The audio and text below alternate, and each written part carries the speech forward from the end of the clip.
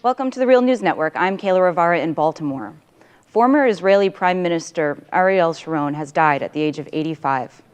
Since 2006, Sharon has been in a coma on life support in a hospital outside of Tel Aviv.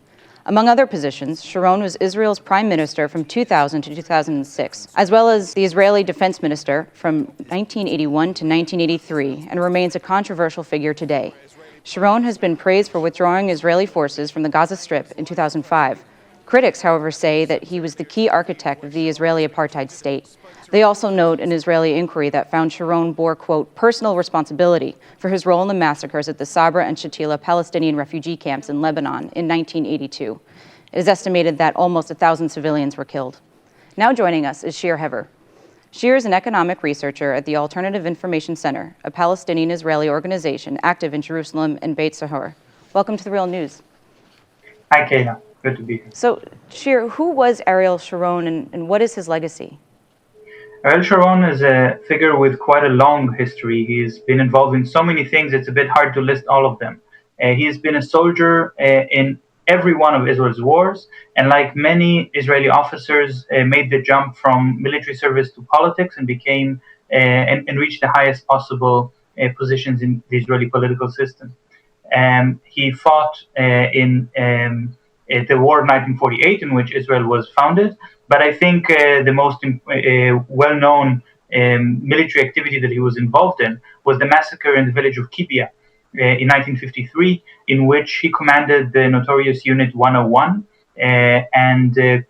This unit was charged with sort of reprisal attacks or revenge attacks against random Palestinian villages in response to attacks against Israel. And the unit specialized in attacking villages where they killed innocent civilians. In the village of Kibia, over 60 people were murdered under Sharon's command. Later on, Sharon continued to rise in the military rank, and command larger forces. And he was a very disobedient officer. He on several occasions, he disobeyed a direct order. And what's interesting is that despite all that, he kept on advancing. He kept on getting more praise and more responsibilities. David Ben-Gurion, Israel's first prime minister, called him a pathological liar, and nevertheless continued to use him because it was convenient to employ so much violence in order to terrorize Palestinian villages and to terrorize nearby countries.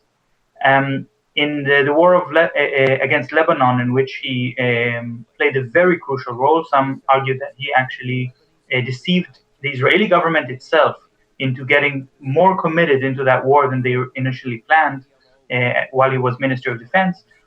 He was very much involved in orchestrating and especially not in preventing the Sabra and Shatila massacre. Following that massacre, which Sharon simply said is nothing but Arabs killing Arabs. He didn't think there was anything problematic about this massacre.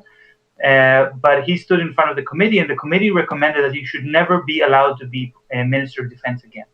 And nevertheless, he became not only Minister of Defense, but he became Prime Minister. And in Israel, a Prime Minister has all the portfolios and then can divide them to others. So he was for a brief time also Minister of Defense again.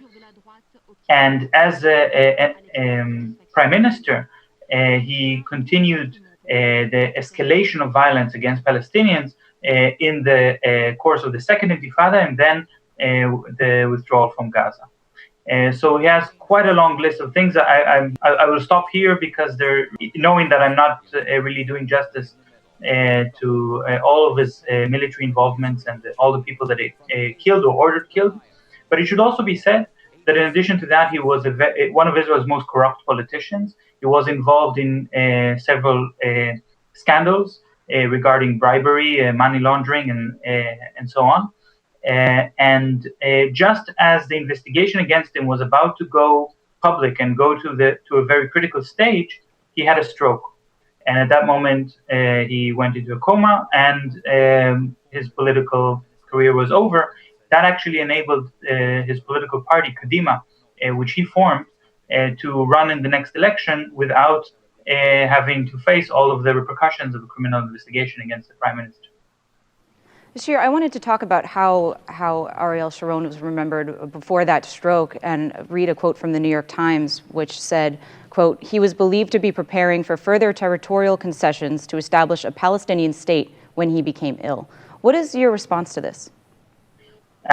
Sharon was anything but very intelligent. He was one of the most bright politicians that Israel had, and that and he always believed, or at least acted as if he believes that he knows what's best, regardless of the orders that he gets from above. And the interesting thing is that while he was just a soldier, he kept doing things his own way, even when his commanding officers thought that he was wrong. But when he rose in rank and became prime minister, he tried to concentrate authority around the prime minister's office. Now, the Israeli occupation of the Palestinian territories has been very chaotic at the stage when he took power as prime minister. Officers, you could say maybe they were inspired by his own example, have done whatever they wanted to do. And Sharon promoted the construction of the wall of separation in the West Bank and the withdrawal from the Gaza Strip in order to enable Israel to better control that territory. But being bright as he was, he also managed to sell that policy as if he's promoting the peace process, as if he's a moderate prime minister. And his one of his chief advisors, Dov Weissglass, said the withdrawal from Gaza is putting the peace process in formaldehyde. That means that Israel is not really giving up the occupation, not really giving up control even of the Gaza Strip itself. It's taken a unilateral move, but it would seem as if Israel is willing to evacuate from territory that it conquered, and that would create the image that Israel is willing to proceed on the peace process. Well, of course, the Palestinians are not.